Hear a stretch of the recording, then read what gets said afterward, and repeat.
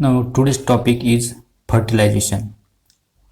Fertilization means generally we say that the union of male and female gamete, or it is also known as the syngamy. Uh, Here is a male is a haploid, or female gametes is also haploid. It's two haploid gametes fuses to form the diploid zygote. Therefore, the syngamy words is also related to the fertilization, and syn means joining, gamy means gametes. The two gametes are joined together, that's the fertilization. Yeah. Now this fertilization, we generally say that this fertilization in human being is internal because of the male cell or the sperm which introduced or deposited in the female genital tract, then it fuses with the female eggs and then development occurs inside the body. Therefore this is known as a internal fertilization.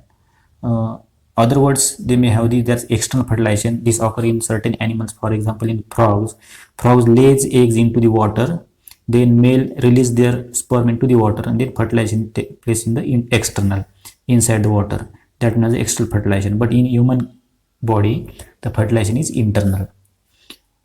Then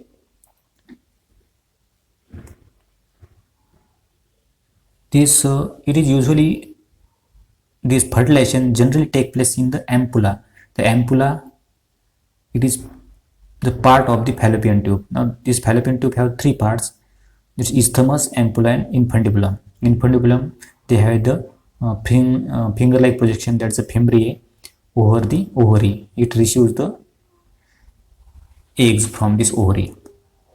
Then after the ampulla, it is the swelling part of the fallopian tube where the eggs is stay and it wait for the incoming of the sperm, and this fertilization take place at that point. That means we say that the actual site of the fertilization is the ampulla of the fallopian tube. Then fertilization of eggs to form the zygote, and this zygote even develop into the embryo, and this embryo again go inside the uterus. That's uterus मध्ये तो growth आणि तिथं development होत असते. पण ह्या फर्टिलायझेशनसाठी जे लागतो तो मेल गेमेट्स कुठं असते? सीमन मध्ये. सीमन is released during the ejaculation. There is a removal of the sperm from the male genital system to outside. That's the ejaculation. Ejaculation contains the semen. Semen is nothing but the combination of fluids of sperm and fluid of the seminal vesicles, then glands of these male reproductive systems. Now these are the sperm and other secretion, that's known as the semen. Now this semen is a coagulated semen. Now it undergoes a liquefaction and the sperm become active. That means liquefaction occur inside when the sperm or semen introduced into the female genital tract, and then the sperm is ready for the entry into the uterus and fallopian tube. Next, now this mechanism of fertilization. Fertilization, they have the main 4 steps. Now let us see that. First one is the movement of the sperm toward the eggs. Now in this what happen? The sperm which is coming from the male genital tract, after the intercourse or after the copulation, the male deposit the sperm or semen into the female genital tract, into the vagina. Then this sperm enter through the cervix into the uterus. From uterus it enter into the fallopian tube. Then fertilization take place. That's journey of the sperm from the vagina up to the fallopian tube take place. There is a necessity of certain changes occur inside the sperm. Some sperm are carried out, some sperm does not carry out. They remain or suspended, or they can be die inside during the way. That's a movement of the sperm, and there's an activation of the sperm take place. Second, what happen? Entry of sperm into the eggs. Now second what happen? जर स्पर्मची entry झाली x पर्यंत, sperm हा तिथपर्यंत पोहोचला, movement झाली त्याची x पर्यंत पोहोचला, नंतर काय होईल तो eggs फ्युजेस, sperm फ्युजेस with the eggs. Second stage कसा होतो ते आपण इथे पाहणार आहोत. Now third, after during the entry of the sperm into the eggs what happen? The activation of the ohm. Ohm हा ॲक्टिवेट होईल. ओहम ॲक्टिवेट होत झाल्यामुळे तो दुसऱ्या स्पर्ममधली एंट्री करू देणार नाही. दॅट्स त्याची कंप्लीट मेटाफेज सेकंड स्टेजला कंप्लीट होईल. आणि सेकंडरी ओसाइटचं ओहममध्ये फॉर्मेशन होईल. Ovum it is the after the fertilization, the stage of the after fertilization. Last one is the fusion of the male and female nucleus. Actually त्या eggs and स्पर्मचे nucleus fusion होते आणि नंतर तो fertilization होते. These are the 4 phases of the fertilization. Now let us see one by one all these phases. First of all, we see that what happens if the sperm is deposited into the female genital tract. Firstly, out of this total sperm, near about 50% of the sperm will destroy. Why? Because of the female genital tract there is acidic medium, so sperm cannot survive for longer time. The weak sperm are be firstly dead and the healthy sperm they remain alive. Near about this total sperm, 50% already destroyed inside this. Some sperm can be destroyed up to reach up to the fallopian tube, and remaining sperms undergo capacitation. Now what is the capacitation? This capacitation means the removing of this cholesterol layer of the sperm. Then there is the entry of the calcium ion inside the sperm, and this sperm get activated, and there is a whiplash movement take place of this eggs, tail region of the sperm. This is known as a capacitation. म्हणजे हा एक वरचा layer निघून जाते असं. Now this are the वरचा layer हा cholesterol निघून जाते, यामध्ये मेम्ब्रेनची परमिलिटी निघत होते, त्यामध्ये कॅल्शियम आयन एंट्री होते आणि स्पर्म ॲक्टिव्ह होतो. ॲक्टिव्ह झाल्यामुळे त्याची मूवमेंट आहे ती मूवमेंट ही फास्ट होते, आणि मूवमेंट फास्ट झाल्यामुळं आतमध्ये एंट्री करण्यासाठी स्विम करण्यासाठी तो मदत होते. That means sperm are more और extra active due to entry of calcium ion. That's process is known as a capacitation. ठीक आहे. नाऊ नेक्स्ट आणखी त्याला कॅपॅसिटेशन होण्यासाठी काय म्हणतात, prostaglandins. Prostaglandins also essential for the entry of the sperm or activity of the sperm. It activate the sperm. Prostaglandin also activate the sperm. Then another activation, there is vestibular secretion. It also activate the sperm. Sperm ला activate करणारी vestibular secretion आहे, prostaglandin आहे, आणि जे आपण next one is the कॅपॅसिटेशन आहे. दिस process ही प्रोसेसने तो active होतो. जसं आपण पाहिलं की this is a vaginal part where the deposition of the sperm take place. Then there is capacitation occurs. Then this entry of the sperm take place through the uterus. From the uterus is enters into fallopian tube, and from fallopian tube it enters into the ampulla. Here actually the fertilization take place. Ampulla regions. That's a way of this. Then here sperm can be swim at the speed. आता जसं आपण इथे पाहिलं की हा इथे active झाला sperm, active झाला आणि त्याचा स्पीड किती राहील, तो 1.5 to 3 मिलीमीटर पर मिनिट. एका मिनिटामध्ये 1.5 to 3 मिलीमीटर इतका तो स्विम करेल, and it reach up to the fallopian tube for the fertilization. Then this can be other factor responsible for the swimming or movement of the sperm towards the eggs, such as the contraction of uterus and fallopian tube. Uterus and fallopian tube च्या कॉन्ट्रॅक्शनमुळे सुद्धा त्याची movement वाढू शकते, आणि हे uterus आणि फॅलोपियनचं contraction कोण वाढवतो, oxytocin. This hormones which help for the bring about contraction of uterus and fallopian tube. याचं कॉन्ट्रॅक्शन वाढल्यामुळे स्पर्म आणखी स्पीडनं पुढे जाऊ शकतो. ठीक आहे. Now in this what happen after capacitation, what happen the sperm can be reach up to the ampulla. एम्पुलापर्यंत एंट्री केली, जसं आपण युटरसमधून पाहिलं की सर्व्हिक्स, युटरस, नंतर फॅलोपियन ट्यूबमध्ये एम्पुला रिजनमध्ये within 5 minute they can be reach up to this. Then the sperm तिथं गेल्यानंतर स्पर्मची व्हायबिलिटी जी आहे, जिवंत किती राहतं, near about this remain alive for 24 to 48 hours. इथपर्यंत तो जीवन राहू शकतो. दॅट मीन्स त्याची viability, these are the viability of the sperm. They can be live 24 to 48 hours inside the fallopian tube. This is the first one. This is movement झाली. आता आपण पाहतो entry of sperm into the eggs. Eggs मध्ये स्पर्मची entry कशी होते. Now generally we can say that near about this, जसे total sperm जे आहेत, समजा सिंगल इंजॅक्युलेटेड आहे, सिंगल इजॅक्युलेशनमध्ये टोटल स्पर्म जे 200 to 400 स्पर्म जे आहेत, 200-400 million sperms single ejaculation. Then त्यापैकी only the few hundreds sperm can be reach up to the ampulla. म्हणजे 1 पर्यंत जाताना फक्त ते 100च्या म्हणजे काही few hundreds they are reach up to the ampulla, other they can be die in during the roots or certain changing the internal environment of the uterus or vagina. They cannot survive that environment. Those sperm which are healthy, they reach up to the ampulla. Though there are many sperm reach up to the ampulla, but they can be single fertilize the ovum. Ohm सोबत आपण ovum म्हणता, त्याला secondary oocyte म्हणतो आपण. त्या फक्त single त्यासोबत fertilise होते, बाकीचे फर्टिलाइज होत नाही. बिकॉज जसं आपण पाहतो की एखादी रेस लावली की मॅरेथॉन स्पर्धा आहे, त्यामध्ये शेवटी एकच जिंकणार आहे. तसेच स्पर्ममध्ये टोटल स्पर्म कॅरी होत असताना त्यातला एकच स्पर्म तो फ्युजस होतो, बाकीचे तो फ्युजन होत नाही.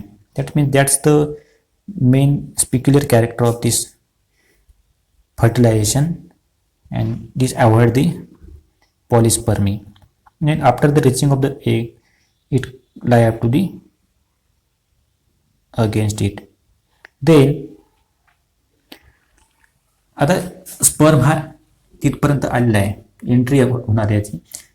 Sperm touches to this layer. Firstly काय असेल, आता याच्या भौतिक लेअर्स आहे, इथे दिसते आपल्याला तो. Sperm touches to the walls, zona pellucida दिला. याच्या वरच्या सेल्स जे आहेत, वर सेल त्याला म्हणतो आपण कोरोना रेडिएटा. नाउ दिस या भोवती सुद्धा एक सेल्स आहेत, that's a corona radiata cells. Now this corona radiata cells through firstly the sperm enter the corona radiata, it lashes these cells by the enzymes hyaluronidase enzymes. Because of the या सेलमध्ये एक acid असते, हायलोरोनिक acid म्हणतो, त्याच्यावर action करते हायलोरोनिडेज enzymes. हायलोरोनिडेज enzymes ॲक्रोझोममध्ये असते स्पर्मच्या, तो act होते कोरोना रेडिएटामध्ये असते हायलोरोनिक ॲसिड, त्याच्यावर ॲक्शन करून त्याला डिझॉल्व करतो. डिझॉल्व झाल्यानंतर दिस फर्स्टली कोरोना पेनिट्रेटिंग एन्झाईम्स, कोरोनाला पेनिट्रेट करणारे एन्झाईम्स हे ॲक्रोझोममध्ये आहे, त्याला म्हणतो हायलोरोनिडेज एन्झाईम्स. त्याला लायसिन म्हणतात, म्हणजे डायजेस्ट करणार आहे. Now they separate and dissolve the cell of corona radiata, so the sperm can passes easily through this zona pellucida. Zona pellucida तो इझिली पास होतील, या टाईप काय होते त्याचे डिस्ट्रक्शन होते, वॉल डिस्ट्रक्शन होते ड्यू टू दी ॲक्रोझोम्स. ॲक्रोझोमचा main role त्यामध्ये दिला आहे तो. Now this zona pellucida has fertilising receptor. जसं झोना पेलुसिडा लेअर जे आहे, या झोना पेलुसिडा लेअरमध्ये एक असतो, लेअरमध्ये प्रोटीन असलेला फर्टिलायझिन म्हणतात. That's known as a fertilizin in a zona pellucida. Then it contain fertilising receptor proteins. Fertilising receptor protein जे असते झोना पेलुसिडामध्ये. Then next one, this fertilizin is bind to the anti fertilizin. Anti fertilizin कोणामध्ये असेल, स्पर्ममध्ये. स्पर्ममध्ये काय असतो, anti fertilizin protein, that's anti fertilizin protein असते स्पर्ममध्ये. Then this fertilizin anti fertilizin binding interaction take place at specific site, and that interaction or fertilizer anti-fertilizer reaction is known as a compatibility reaction. This is known as a compatibility reaction. Now this compatibility reaction म्हणजे याच्यामुळे काय होते की particular स्पीशीचा sperm आहे त्याच स्पीशीच्या फिमेलच्या एक सोबत fusion होतो, मग त्याला कंपॅटिबिलिटी म्हणली जाते. असं होत नाही की एखाद्या डॉगचा स्पर्म आहे ते कॅटच्या एक सोबत फ्युजन होईल, असं होणार नाही. Because there is no compatibility of the gametes. There is a fertiliser anti proteins are different. They cannot match the sperm with the eggs. That's incompatibility. These are the incompatibility. म्हणून त्यात किती sperm deposit केले डॉगचे कॅटच्या general ट्रॅकमध्ये, तो fertilisation होत नाही. Now this is important factor of the other species. म्हणून same स्पीशीचे sperm and eggs हे entry होत असतात. आता ॲक्रोझोमची रिॲक्शन आपण पाहू, त्यामध्ये एंट्री स्पर्मची एंट्री होत असताना ॲक्रोझोमचा सर्वात मोठा रोल आहे. बिकॉज ऑफ दिस ॲक्रोझोम कुठं असतो, एग्सच्या स्पर्मच्या हेड रिजनमध्ये, न्यूक्लियसच्या हेड रिजनमध्ये ॲक्रोझोम असतो. नाव दीज आर द ॲक्रोझोममध्ये एन्झाईम्स असते hydrolytic enzyme. These are the hydrolytic enzymes. Now these hydrolytic enzymes present in the acrosome region. Then the sperm head touches to this membrane. जसं झेनोआ पेडुसिला इथे touch झाला आहे, झोना पेडुसिला membrane touch झाला आहे. कोणत्या साईडला? Animals pole side. आता ॲनिमल पोल साईड म्हणजे कोणती? की समजा हा एग्ज आहे, ओहमच्या साईड इथं न्यूक्लियस आहे. दिस द ॲनिमल पोल. त्याच्या लोअर साईडला आहे तो व्हिजिटल पोल. व्हिजिटल पोल म्हणजे ज्याला यक्षाक असेल किंवा ते लोअर पार्ट, आणि जे न्यूक्लियस ज्या डायरेक्शनला असते त्या एकचा तो ॲनिमल पोल आहे. Now this is the animal pole रिजनला nucleus firstly attach to the animal pole. आता ही तर मल्टिपल दाखवले आहे, पण हे एक वे दाखवला कशा प्रकारे तो एंट्री करायला आहे. It's acrosome covering rupture to release lytic. जेव्हा टच झाल्यानंतर हा काय होईल? ॲक्रोझोम रिलीज होतो आणि लॅसिस म्हणजे हा वॉल डिस्ट्रॉय करतो. दॅट्स लॅटिक एन्झाईम ॲक्रोसिंकॉन झोना लायसिन झोना पेलुसिलर मेम्ब्रेनला डायजेस्ट करते. डायजेस्ट करून हा आतमध्ये एंट्री करायला लागते. जसं बोर पाडल्यानंतर तो खाली जमिनीत तसा हा त्याला होल पाडते, मेम्ब्रेनला डायजेस्ट करते आणि आतमध्ये एंट्री करतो. त्यामध्ये act on zona pellucida at the point of contact. कोणतं जिथं कॉन्टॅक्ट केला तिथं ते होल पाडायला आणि आतमध्ये एंट्री करायला. आणि this cause the eggs reaction. यालाच काय म्हणतो आपण? Eggs reaction. एग्जची रिॲक्शन त्यामध्ये. Because of the fertilisation cones are form. आता फर्टिलायझेशन कोन म्हणजे काय असेल असे की सपोज इथं हेड रिजन आहे आपले, हेड म्हणजे न्यूक्लियस आहे. न्यूक्लियसचा आकार जे आहे तर कोन शेप होते. न्यूक्लियसचा आकार हा डिझॉल्व्ह झाला असते, वॉल हा वरचा डिझॉल्व्ह झालेला असते. This nucleus appears as a cone shape. मग तो आतमध्ये एंट्री करायला आहे. Then the sperm of the head come in contact with the cone, then it result in the production of weak wave of depolarization. आता याच्यामध्ये काय आहे की जेव्हा स्पर्मची एंट्री केली, आतमध्ये टच झाला, त्याच्यामध्ये या मेम्ब्रेनमध्ये एक मेम्ब्रेन पोटेन्शियल जनरेट होते. Membrane potential that is a depolarisation, त्यातून वेव्ज फॉर्मेशन होतात. समजा आतमधला मेम्ब्रेन आहे. Now this suppose is a मेम्ब्रेनमध्ये जसं आपण म्हणलं नॉर्मली पॉझिटिव्ह चार्ज बाहेर, आतमध्ये निगेटिव्ह चार्ज असते. त्याची नॉर्मल पोटेन्शियल रेस्टिंग पोटेन्शियलमध्ये असते. जेव्हा एखादा स्टिम्युलस भेटल्यानंतर त्याची ॲक्शन बदलते. Influx of sodium and potassium and take place. त्यामुळे काय होते की बाहेरचा पार्ट निगेटिव्ह, आतला पार्ट हा पॉझिटिव्ह होतो. It's a action potential is generated. It stimulate this एग्जला तो स्टिम्युलेट इथं करायला लागतो. Now this depolarisation take place. Now this plasma membrane both cell dissolve at the point of contact. Total dissolve झाले ते. And then the sperm nucleus and the centrals inside दिस. जसं याच्यात पाहिलं की आपण हा इथे दिसतो आपल्याला हे न्यूक्लियस, स्पर्म न्यूक्लियस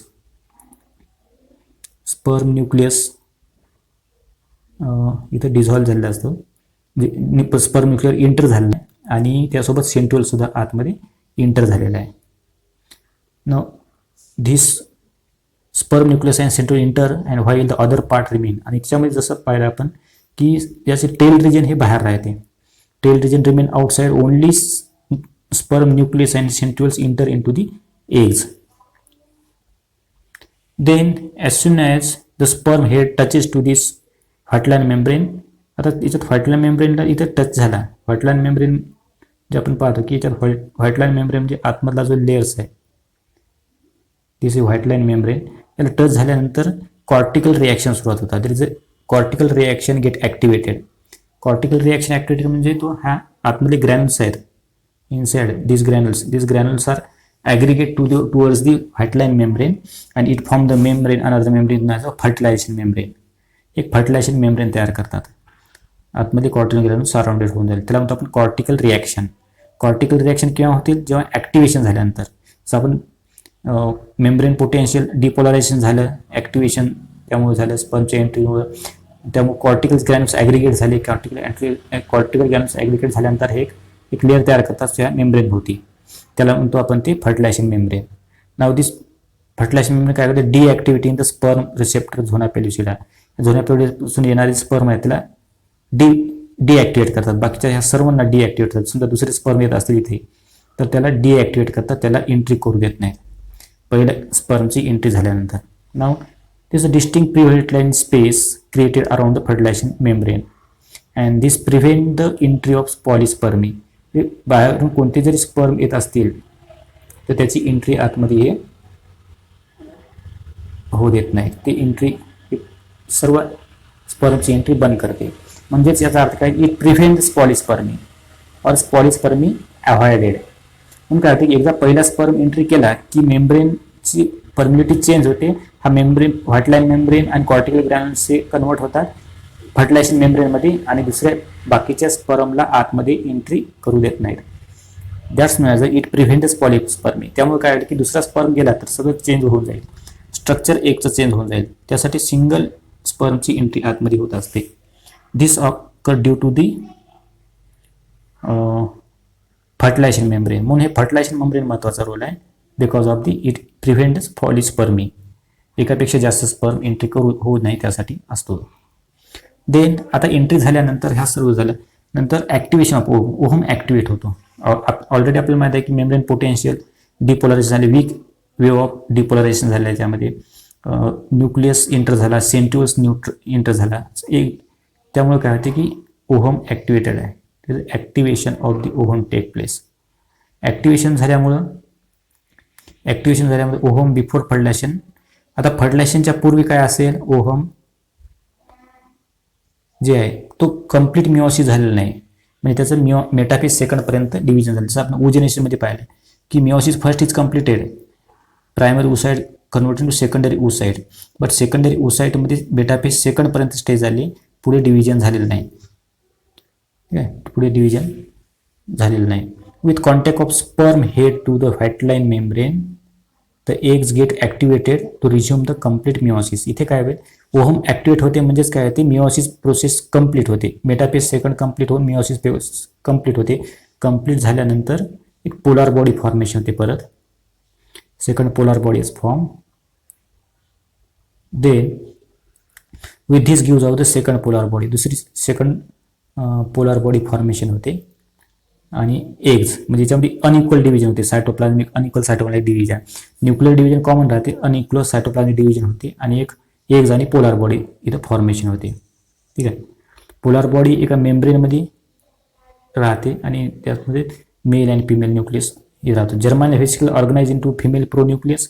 जसं ते फिमेल प्रोन्यूक्लियस हा जर्मन व्हेसिकल म्हणून त्याला, आणि हे मेल प्रोन्यूक्लियस इथं आलेला असतो after the entry of this. ठीक आहे, म्हणजे ॲक्टिवेशनमध्ये काय झालं, सेकंड पोलार बॉडी म्हणजे सेल अर्धवट मिओसिस सेकंड कंप्लीट इनकम्प्लीट असेल ते कंप्लीट होते, त्याला ॲक्टिवेशन म्हणतो आपण त्याला. And male pronucleus female pronucleus German vesicle organise होते. कशासाठी, मेल प्रोन्यूक्लियस सोबत फ्युजन होण्यासाठी. Then this fusion of eggs and sperm in it what happen. आता सिम्पली काय होती, male and female last stage त्याची जे आपले fusion of eggs and sperm nucleus. इथे मेल आणि फिमेल प्रोन्यूक्लियस आहे, त्याचं फ्युजन व्हायला आहे. तर फ्युजन होत असताना काय, there is a organisation of this chromosomes. That is firstly there is chromosomal pairing. Here is a chromosomal pairing take place of this. Chromosomal pairing कोणामध्ये होतील, मेल प्रोन्यूक्लियस अँड फिमेल प्रोन्यूक्लियसमध्ये क्रोमोझोमल पेअरिंग होते. Then there is a formation of union of this take place of this male and female pronucleus to form the syngamy किंवा त्याला karyogamy म्हणतात किंवा synkaryon म्हणतात. Syn joining कॅरिओन nucleus, syngamy fusion of male and female nucleus और karyogamy त्याचे nuclear fusion. तिन्ही word एकच आहे तो. There is a union of the male and female gametes, that is syn carrion, and then thus the zygote is formed. Here is a zygote is formed. Now here आता याच्यात role कोणाचा आहे, तो ही second मिओटिक division का होते, because of the centrioles male कडून आले आहे. मेल प्रोन्यूक्लियस कडून सेंट्रिओल्स आला, सेंट्रिओल्स आल्यामुळे एग्ज मध्ये ते इनकम्प्लीट डिव्हिजन आहे, कम्प्लीट झाले आहे मिओसिस सेकंड. कारण सेकंडरी ओसाइटमध्ये सेंट्रिओल्स नसतो, तो सेंट्रिओल्स मेल किंवा स्पर्म कडचा आलेला तो घेतो आणि पूर्ण कम्प्लीट तिथे मिओटिक सेकंड डिव्हिजन होत असते. Then after that what happen, there is a union of male and female gamete take place, then zygote is formed. Here is the complete four stages. That means during this fertilization what happen, first one, the movement of this sperm toward the eggs, then entry of the sperm into the eggs, third activation of ovum, आणि fourth one fusion of eggs and sperm. हे जे 4 process आपण जे पाहिले there are 4 process in which the fertilization occurs. Now last one, what's the significance of this? काय महत्व आहे फर्टिलायझेशनचे? There are different significance of the fertilisation. First one is the here is a secondary oocyte जो असतो incomplete असतो. It's complete the process of oogenesis. तर पहिला आपण ओजेनेसिस इनकम्प्लीट असते सेकंडरी ओसाइडपर्यंत. सेकंडरी ओसाइडचं ओव्हम किंवा एग्जमध्ये कन्वर्ट करण्यासाठी फर्टिलायझेशनची गरज आहे. फर्टिलायझेशन का? कारण मेल गॅमेटमध्ये सेंट्रल्स आहे, तो सेंट्रल्स एग्ज घेतो आणि नंतर प्रोसेस डिव्हिजनची कंप्लीट करत असते. Because of the in case of female eggs this secondary oocytes is a lost of centrals at the meiotic first division. Meiotic first division झाल्यानंतर सेंट्रल लॉस्ट होते आणि नंतर ते सेकंड डिव्हिजन अर्धवट राहते मेटाफेज सेकंड स्टेजपर्यंत. ते कंप्लीट करतो फर्टिलायझेशनमुळे. Then second significance is that is a restoring the chromosome number. Chromosome number इथं रिस्टोर होतात. म्हणजे हॅप्लॉइड सेल आहे, फिमेल गॅमेट हॅप्लॉइड आहे, मेल गॅमेट हॅप्लॉइड आहे, हाफ क्रोमोझोम्स आहेत 23 ते combines with to form the diploid one diploid chromosomes and to form the diploid zygote. That is a restoring chromosome number by the process of syngamy. तिसरा significance आहे the centrioles, lack of centrioles is given by the from the males that is necessary for the under division. It receive from the sperm during the fertilisation. फर्टिलायझेशनच्या वेळेस sperm करून centrioles मिळत असतो एग्जला oogenesis process complete करण्यासाठी. हे फर्टिलायझेशनचा हा एक significance आहे. Now next significance that is the fusion of male and female gamete. Male and female गॅमेटचं फ्युजन करून आणण्यासाठी महत्त्वाचा रोल आहे तो फर्टिलायझेशनचा. Because without union of female gamete sexual reproduction is not possible. Then next इव्होल्युशनसाठी महत्त्वाचा रोल आहे. इव्होल्युशन का होते? सेक्शुअल रिप्रोडक्शनमुळे.